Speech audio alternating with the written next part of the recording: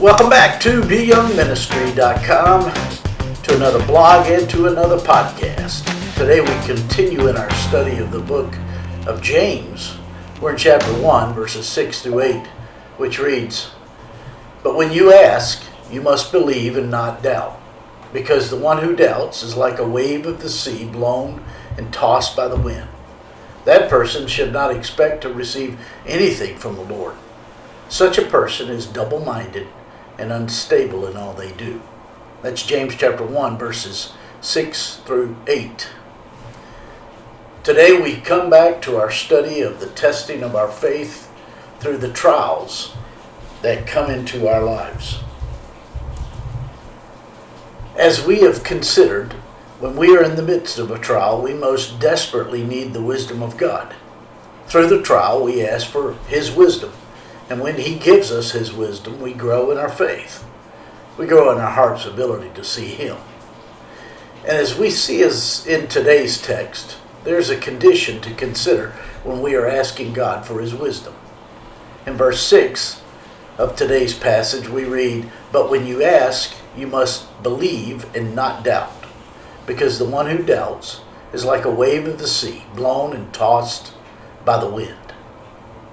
When we go through trials that God either allows or causes, we can rest assured that the presence of the trial is God's vote of confidence to our faith.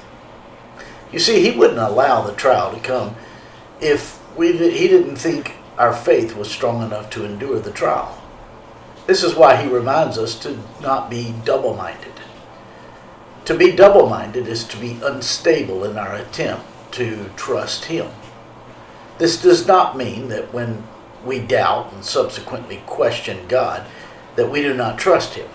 God knows that the questions created by our doubting is all a part of the process of the development of our faith. We must not come before God defying Him, telling Him He would be better off to do what we want than what He has chosen for us. We cannot expect to receive from God the relief from our suffering until we trust God. We must understand that the civil war within us between belief and unbelief will always rage while we are on this earth. But we must not be totally defined by our unbelief. And when we come, not like the doubter who is blown and tossed by the wind, we will ask for God's wisdom to understand His will through the trial that we are enduring. If we have no faith, we can expect nothing from God in the midst of our trial. He is not saying that if we have struggling faith, we will not receive anything from Him. There's no such thing as perfect faith this side of heaven. In verse 7 of today's text, we read, "That person should not expect to receive anything from the Lord."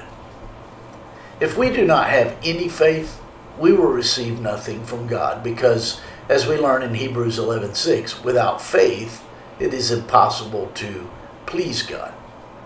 Faith in the God of the Bible, even little faith, is the channel by which God's blessings come to us. And if we have no faith, we have no channels. And if we have no faith, we are in sin. Paul tells us in Romans 14:23, whatever does not proceed from faith is sin. So all activity that does not come from faith is sinful. If we are not acting out of what we believe, then what we are doing is unacceptable to God, even though it may be highly applauded by everyone around us. In verse 8 of today's text, we read, "Such a person is double-minded and unstable in all they do." The Greek word used in verse 8 for double-minded is dipsukos, which means a two-souled person.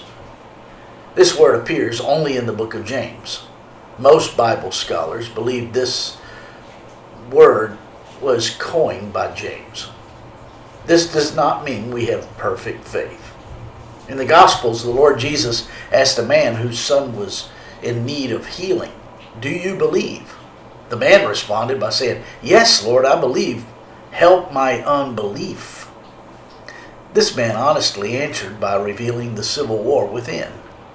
And this man received from the Lord, even though he was struggling to believe.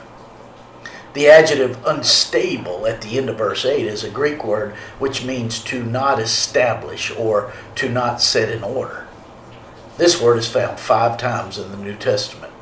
It is descriptive of a drunk man, unsteady, staggering, and falling down.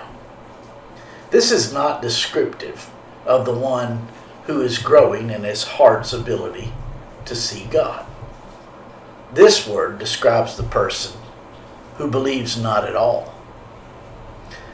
Suffering and pain makes no sense to those who know not God. It only makes sense to those who cry out to God for the ability to some degree, believe in Him.